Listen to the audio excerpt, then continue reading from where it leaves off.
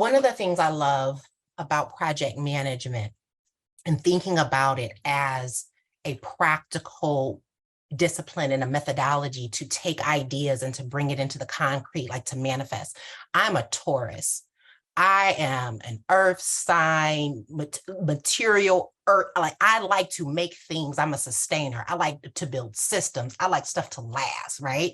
And so growing up in my identity where I learned faith and I learned all of these things, that was good. And I felt like I want to believe it. I want to make it make sense, but I need to translate that into like a model or a system or something. Because one of the things that I wrestled with was that, some of these thought models are not serving me, friends. These are not creating what I need. And so I'm giving this context to say, I want us, if this is the thesis, I need us to all either challenge it, agree to it, align to it, and say, okay, I accept this thesis because there's something that you have to do to have these things. I said, you have to have these three things in order to tap into the sensation of joy, right? So if that's the premise, well, what do we need to do to have those three things? This is not necessarily easy to do, right? But this is what we have to have. We have to have all three of these things in order for our joy sensation, for our bodies and our minds and our spirit, like for all of that to align to get the joy, right? So then how do we do that, right?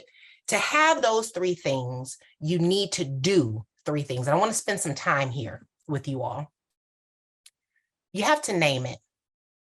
You have to identify who you desire to be, right? In all of those aspects. And in order to accept yourself, you have to know who you really are, what you really need, right? Deciding the type of leader you want to be, deciding what it means for you to show up authentically, to be authentic to the identities that you decide are the most salient to you.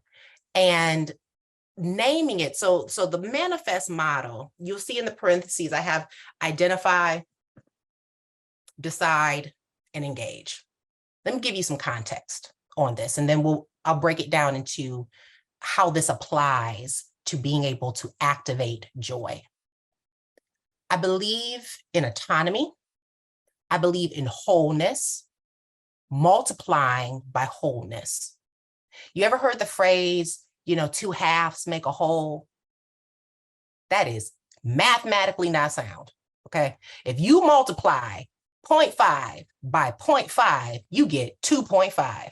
Check your math.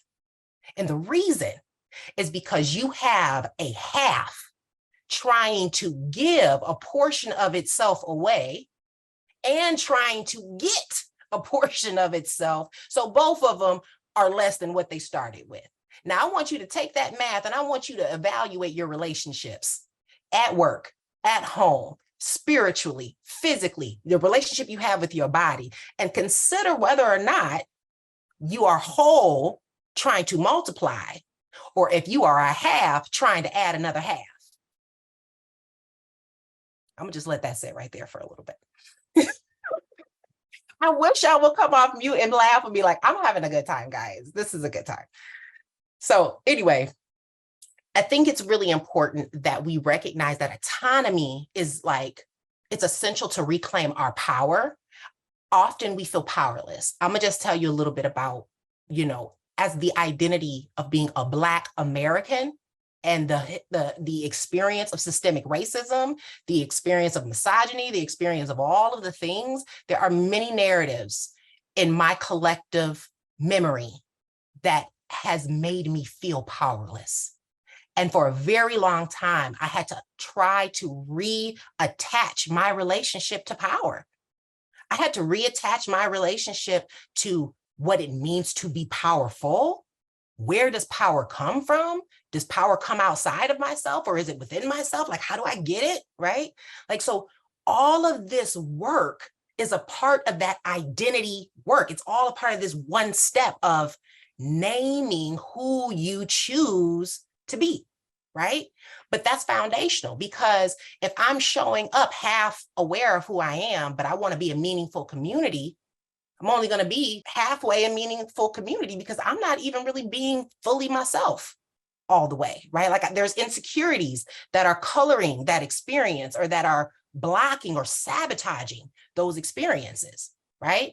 And I can't relate it. I can't communicate honestly and clearly with my relationships and set and respect boundaries or have equitable exchange, or, you know what I mean?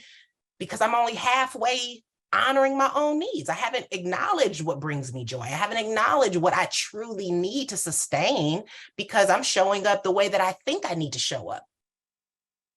And so in order to have the joy, to have those meaningful relationships, to have all of that stuff, what we have to do, physical activity, is we have to use our mouthpieces.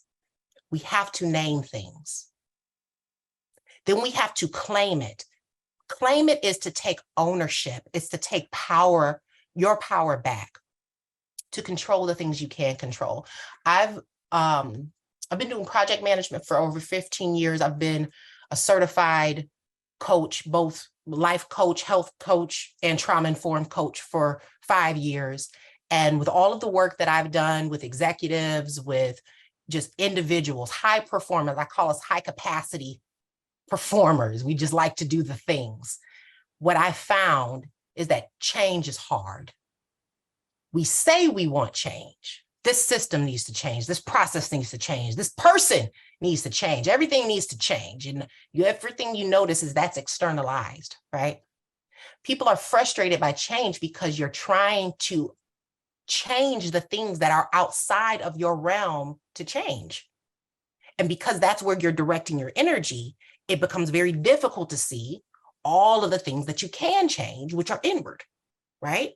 So if we're a universe unto ourselves, I have my own thought models that lead my own feelings, that drive my own actions, that produce my own results, and I can own all of that.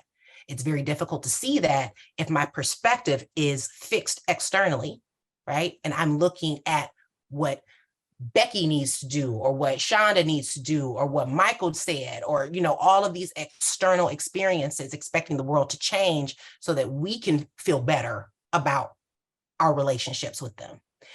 And that's just not the case. So the manifest model is really taking proven practices that are used in project management all day long, risk management, scoping, planning, reflection, all of these things, and it is taking applicable tools and it is applying it to our lives so that we can PM our lives, so that we can learn to put our mouthpieces to work, so that we can claim ownership of the power that we actually have and stop giving it away, and so that we can relate it and communicate it with other people. So I just said a lot. I'm gonna pause. I want to check in. What resonates? What hit you? What didn't? You know, talk to me.